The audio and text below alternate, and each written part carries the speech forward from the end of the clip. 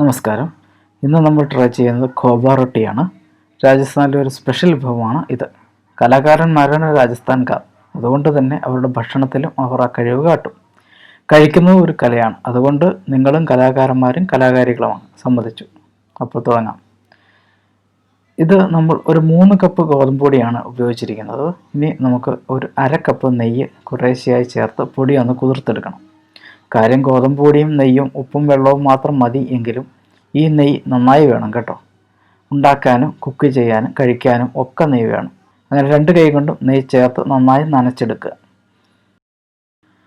ഇടയ്ക്ക് പാകത്തിന് ഉപ്പ് ചേർത്ത് കൊടുക്കാൻ മറക്കരുത്. വേണമെങ്കിൽ കുറച്ച് കറുവാപ്പട്ട പൊടിച്ചതോ ഏലക്ക പൊടിച്ചതോ ഒക്കെ ചേർത്ത് നമ്മുടെ ഒരു വേർഷനായിട്ട് മാറ്റിയെടുക്കാവുന്നതാണ്.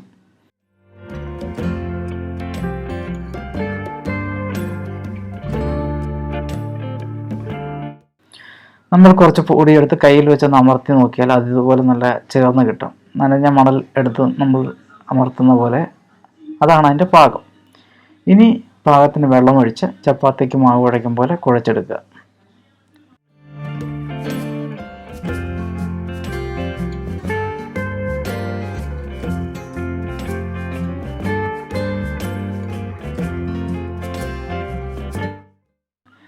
ഇനി ഇത് അല്പം നെയ്യ് പുരട്ടി ഒരു അരമണിക്കൂർ അടച്ചു വയ്ക്കുക.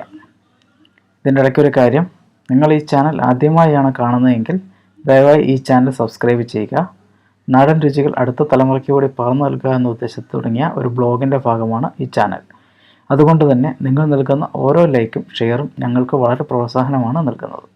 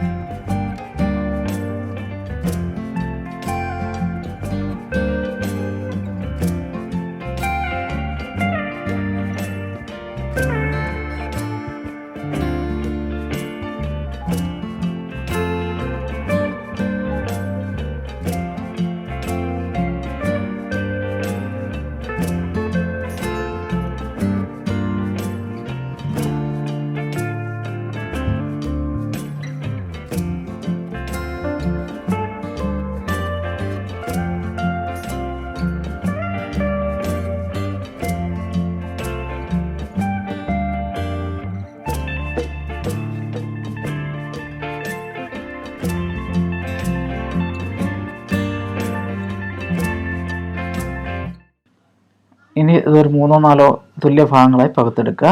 1/2 ഇഞ്ച് കനത്തിൽ ഒരു ചപ്പാത്തി പോലെ പരത്തിയെടുക്കുക. വേണമെങ്കിൽ ഒരു പാത്രത്തിൻ്റെ അടപ്പ് വെച്ച് വട്ടത്തിൽ മുറിച്ചെടുക്കാവുന്നതാണ്.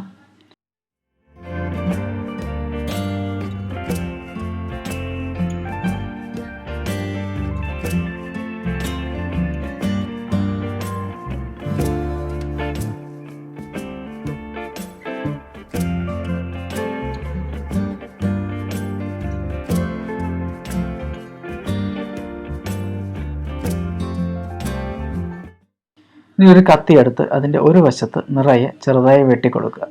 എയർ കയറി എളുപ്പം കുക്കാകാൻ വേണ്ടിയാണ് ഇങ്ങനെ ചെയ്യുന്നത്.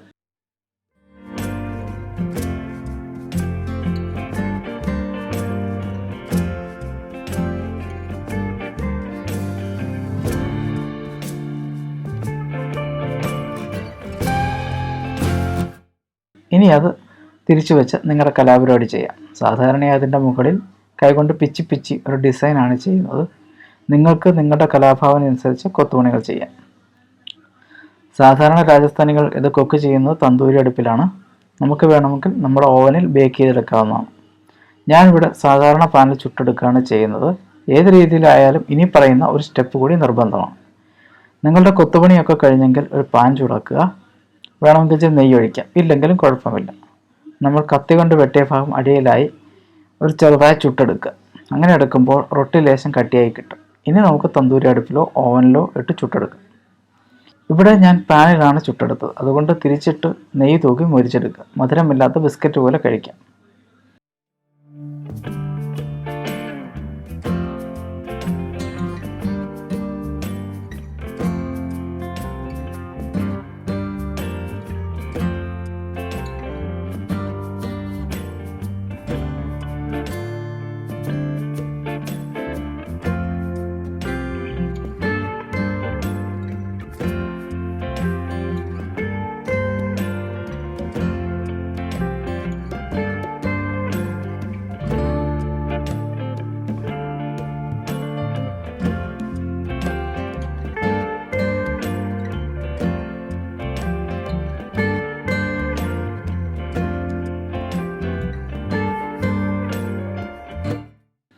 ഇനി ഇതിൻ്റെ കറികൾ ഏതെങ്കിലും പച്ചക്കറികളാണ് പതിവ്, ഉറപ്പായും നെയ്യും ഉണ്ടാകും കൂടെ. പിന്നെയും നെയ്യോ?